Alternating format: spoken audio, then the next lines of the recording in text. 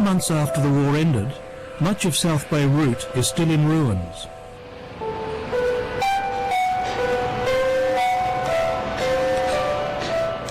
All that's left after these suburbs were pounded by Israeli artillery are vast piles of rubble.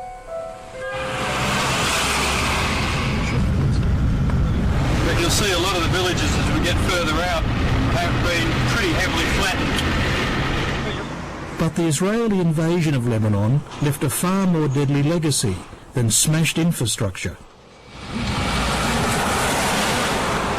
To see it firsthand, I had to travel south to the scene of the fiercest fighting. We're basically heading due east of Tyre, just in towards the Israeli border, which is an area that was heavily cluster bombed. Australian John Rodsted is an expert on landmines and cluster munitions. It's all around here though, eh? They are all around here. There definitely has been plenty of stuff fired in here. For 20 years he's documented their use in conflict zones around the world. And I'll walk through the middle of it, because actually it's quite good being in the middle and come back along the top. Okay. In Afghanistan he filmed this extraordinary stockpile of clusters left behind by the Soviet army. And here we are at Bagram with an estimated 60,000 tonnes of munitions that need cleaning up. Quite a task. I won't fool around in this place for terribly long, because I admit to feeling quite uncomfortable being here. And last year in Lebanon, Rodsted took his handycam to yet another battlefield. For the last 2 weeks I've been travelling southern Lebanon, documenting the devastation that's been caused by the Israeli use of cluster bombs here. Cluster munitions are basically small munitions that come out of a larger one. That's the simplest description of it. So imagine you fire a rocket at something or drop a bomb from an aircraft or an artillery shell, and that will open up in flight and rain down a lot of smaller munitions. An average aircraft bomb which was used in Lebanon would probably hold about 600. The rocket systems that were employed there would fire over 7,000 in one firing. As the bomblets fall, they spread out over a wide area. They're designed to kill large numbers of enemy infantry when they land, but they don't always work. The problem arises not in the way that cluster bombs are supposed to be used, but it's in the fact that many of them fail to explode. And the ones that fail to explode then become de facto landmine fields. Here's another one. It's armed. You can see the hammer out the bottom side of the cap. That's ready to explode. The failure rates for many cluster bombs are thought to be as high as 20 to 40%.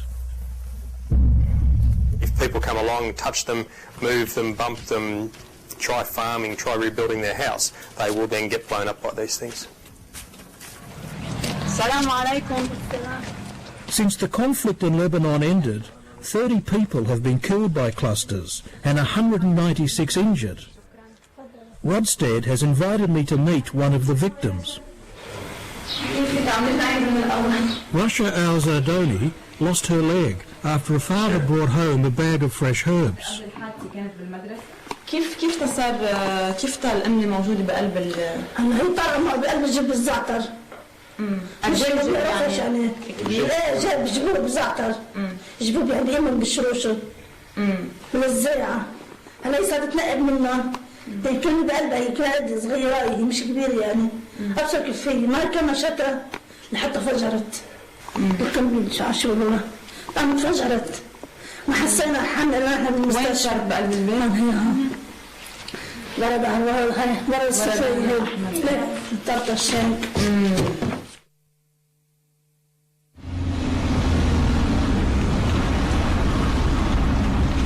They get inside. Rodsted is taking me to see the site of a cluster strike next to a village. Look at that. Yep. 4 strikes in very short, maybe in 300 meters. For several weeks now, a Norwegian aid group has been methodically clearing the area of clusters. How big do you think the strike area here is? Center of the strike. Yeah, it's directly on the owner's land. John, what are we going to be doing there? Anyway. Well, I'm going to go down, have a look at the strike zone that's here. Right. Basically, rocket launchers have M77s have been fired through into this area. So pretty dangerous what we're going to be doing. Oh, not really. We'll do it safely. No, we're going into a place that's potentially dangerous, but we'll go into it safely. Yeah. We don't do risk at all. This is not entirely true. He was a commercial photographer in Melbourne, but Rodsted has chosen to spend many years deliberately putting himself in harm's way. I think anyone who starts working in this kind of environment, you survive by good luck, not by good management. And if you stay with it, you learn a lot along the way. You also have to sign in as well, Dave. That is good. Last August, Rodsted learnt an awful lot in South Lebanon, just days after the ceasefire. And that didn't take long, did it? He was investigating reports that Israel had dropped massive numbers of cluster bombs in the final days of the conflict. Well, there you go. That proves the point. We no sooner start looking and the first cluster turns up. And the only thing we know for sure is where you find one, you will find more. They hadn't used cluster bombs for the previous 31 days. So where is the logic of firing in, up to, the figures are up to 2 million submunitions, 2 million cluster bombs, into southern Lebanon in the last 72 hours of the conflict? It just doesn't make sense. Militarily, it doesn't make sense. Rodsted also says he found many clusters that dated back to the Vietnam War, years past their expiry date. The Israeli government refuses to discuss cluster munitions, saying that its army is investigating their use in Lebanon last year. In response to questions from Dateline, the Israeli Defence Force said, "All the weapons and munitions used by the IDF are legal under international law, and their use conforms with international standards." Israel has received some criticism for its use of cluster munitions for the number of civilian... However, in an interview with Al Jazeera in January, Deputy Prime Minister Shimon Peres had this to say. About the cluster bombs, to be short and clear, we committed a mistake. We regret it. Apparently it was done without the knowledge even of the Chief of Staff. You know, it so happened that in war there are many mistakes. So the greatest mistake is war itself. And here is our third and part of a fourth. Some armies say modern cluster bombs don't pose an ongoing threat to civilians because they self-destruct even after they've hit the ground. When Rodsted went to Lebanon last year, he wanted to test these claims. And here in the field in southern Lebanon, I'm standing in a very small area amongst a mass of M85 cluster munitions, and they are all the type with the self-destruct mechanism. Each one of them has failed to explode. Some are armed, some are not armed, but they're all laying about, equally dangerous, ready to blow up the first person who comes into contact with them. And at my feet is absolute graphic proof of how a self-destruct mechanism or a smart bomb is just a dumb idea.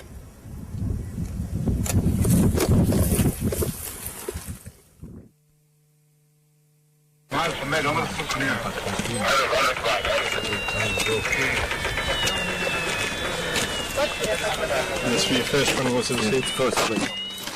Months after they were dropped, it's a lot harder to find the clusters. They often lie buried under the ground.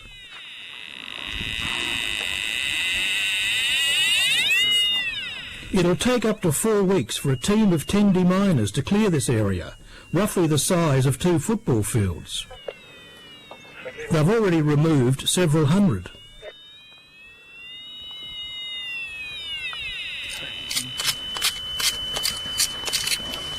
Basically, he's scouring the ground every inch of it with a metal detector, and if he gets a signal, then he gets down and excavates it and finds out if it's a cluster bomb, and if it is, then they destroy it in place. It's a very slow process.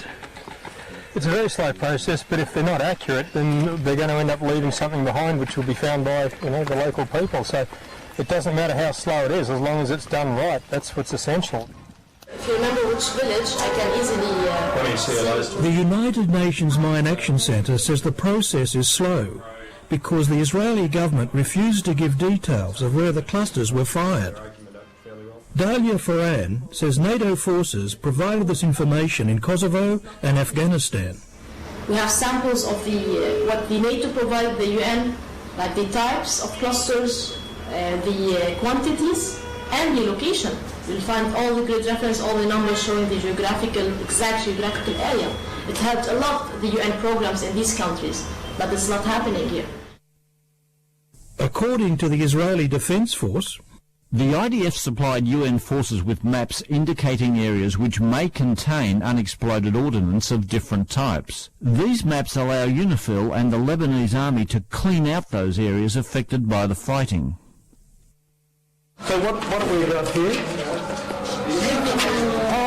Well, this is a sample of the maps that the Israeli provided to us through UNIFIL and so on. And basically, they are useless. We cannot use them. Why is it useless? Because it doesn't have any of the information we wanted about cluster bombs. It's very vague, and we can't even use it for unexploded ordnance. You can have a look. Like useless. You can see areas likely to contain unexploded ordnance. This is very vague, no? And then includes areas that are highly likely to contain unexploded ordnance, and then they say that this is not exhaustive. So basically there could be other areas where there's different targets that are not in this. Plus, if you look to the shade, it covers a very large area, like sometimes a whole village with other samples. So we're not going to send a team to the whole village to search for unexploded ordnance. It could be a hand grenade, it could be anything. So it's pretty useless, isn't it? Definitely. this is a map of cluster strikes drawn up by the United Nations Mine Action Centre. It has identified more than 900 separate strike areas so far. There's evidence Hezbollah also used cluster munitions in the conflict. Human Rights Watch says it knows of 2 attacks in northern Israel, while Israeli police have said 113 cluster rockets were fired by Hezbollah.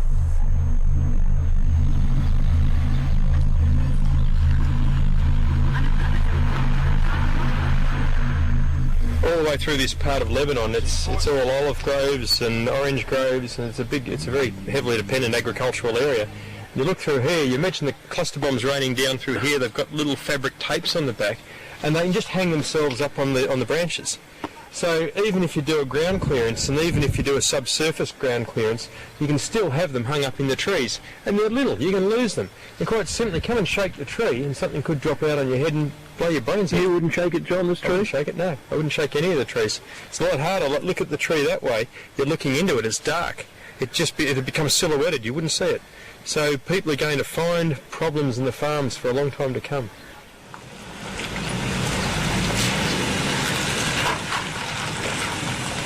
John Rodsted was part of the international campaign to ban landmines, the coalition that secured a landmine treaty in 1997 and was awarded the Nobel-prize.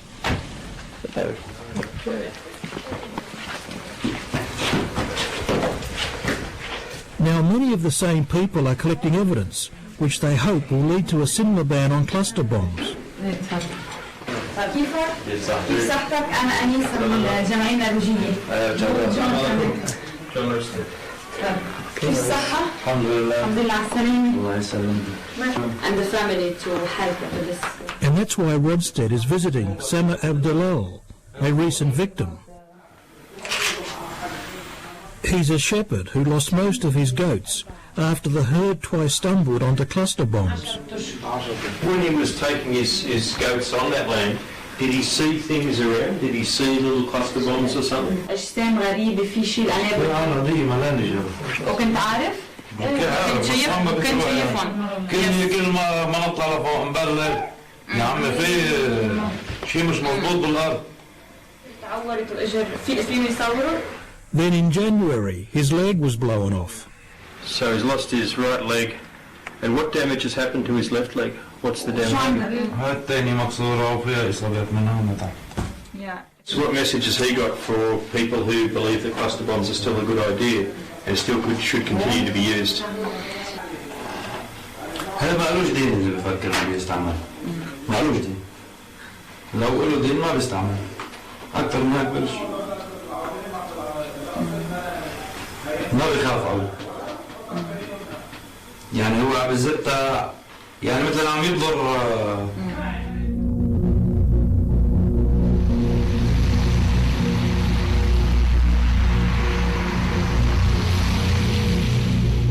Partly because of what's happened in Lebanon, there's now growing international support for a ban on cluster munitions.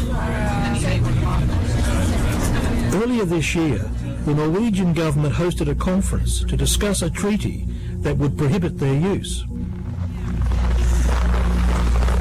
John Rodsted was one of many campaigners who travelled to Oslo. Could everybody please find their seats? Government representatives from 49 countries accepted Norway's invitation. I would like to try and cut through the complexities at the outset and agree on the joint purpose of this meeting. Jonas Gahr Støre is Norway's foreign minister. Our vision should be to spare innocent lives in future generations from the devastating effects of weapons which belong to the past. I urge you to make good use of these 2 days. How good of a treaty can you get if you don't have the big munitions producing countries like the United States, Russia or China aboard a treaty? How effective can a treaty like that be? Well, a treaty without those countries is weaker than the country with those countries. The question is, where do you begin? The UK, Canada and New Zealand are all here, along with France, Germany and Japan. But a notable absence is Australia. Like the Americans, the Howard government prefers to discuss cluster munitions through the existing UN treaty process, known as the CCW, or Convention on Conventional Weapons. There's absolutely no reason why Australia shouldn't be here, particularly for the fact that Australia does not have cluster munitions in the arsenals of the military. So why are they not here? Great question. Where's the agenda to that? I'll turn around and say it should be dealt with in the CCW. The CCW is a process of consensus, which means that one party can scupper the entire thing, and that's what happens. In 17 of the 23 countries currently... I believe that it would be a tremendous boost to this process if Australia joined it. We have been active participant in CCW. We have nothing in principle against that process. We simply observe, as do many other states, that there is no progress. And then we have to ask ourselves, should we sit and observe this and accept it? And we have decided not to accept it. Get yourself primed and take them on. But whatever you do, don't take on government half-cocked, because you'll just discredit it. So load your gun, then use it. There's a disarmament message.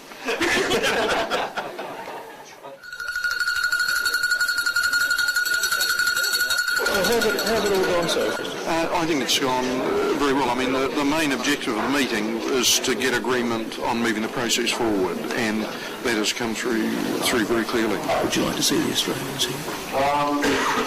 One always likes to see the Australians. There is no arbitrary way of forcing a change. It's got to come down to the world wanting to come together to willfully disarm on a certain type of munition. You're asking the axe murderer to put down the axe, basically. One of the campaigners says government delegates were impressed when they saw John Rodsted's footage. That was followed by a video of John in Lebanon walking around finding the M85s with the self-destruct mechanism that didn't self-destruct. And he's just walking through this field. Yeah, you could feel people in the room being kind of nervous. I was so uncomfortable. But it was I thought it was really brilliant. It seems Rodsted's graphic footage pushed some countries over the line. So, John, what's the latest? What's been going on inside with the government delegations? Yesterday they weren't talking overly positive about the process, and today they've just come out in support of it. So what's changed their minds, do you think? It's education. The thing that changes their minds has been the education, and it's been this. While John is talking, we're joined by a former British Army officer, Simon Upton, who's one of the leading campaigners here. It's worked. We pulled it off, mate. And this is, all I can say is this is a happy boy. What have you pulled off? The UK signed up to a declaration on concluding an international treaty on cluster munitions in 2008. Germany also, basically of 49 nations, the only state that's walked is Japan. But we've got we've got some of the big guys. We've got the UK, against all expectation. Last night there was no way they would have signed up to it. They've changed their mind, and I think that's probably partly as a result of pressure from NGOs and pressure from other states. But we've got it. Excellent. Yeah. Great. All right, better go and change my press release. There will be a new round of talks taking place in Peru next month. Australia needs to come on board. We are waiting for Australia.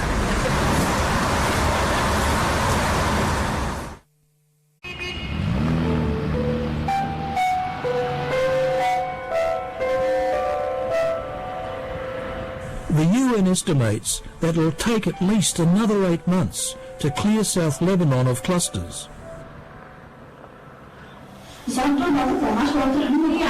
Any treaty will come too late for this young woman, who lost her leg while sorting through a bundle of herbs.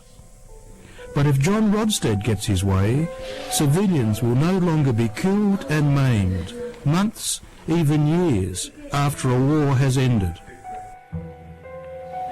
All we can do is try and take the information we learn here to the international community and say, well, look, here's the story of one young girl and what's happened to her. We can't bring back her leg. Wish we could. We can't. But we can hopefully try and stop this from happening in the future.